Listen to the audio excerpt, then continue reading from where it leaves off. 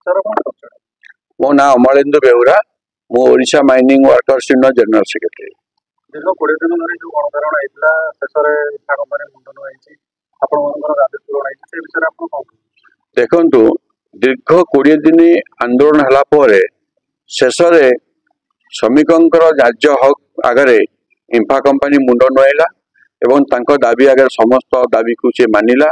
जे मु दाबी पूरण करी लिखित प्रतिश्रुति देला। से आमे प्रथमे धन्यवाद दौचु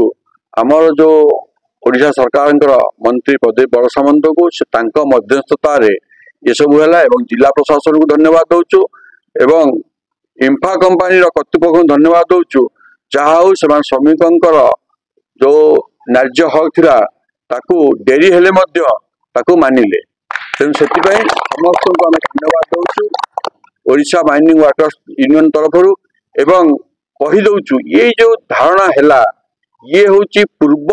यूनियन अपारगता जो आज धारणाटा है जदि पूर्व यूनियन जितेबाला ता सांगरे समस्ते थिले सेतेबाला जदि आंदोलन करिकी हक टाक से नहीं था आज आंदोलन आवश्यकता नथिला तेणु तार अपारगता से बर्तमान लुचौची तेणु आज लोक मैंने खुशी अच्छा तेणु आम संगे जोग समस्त को धन्यवाद।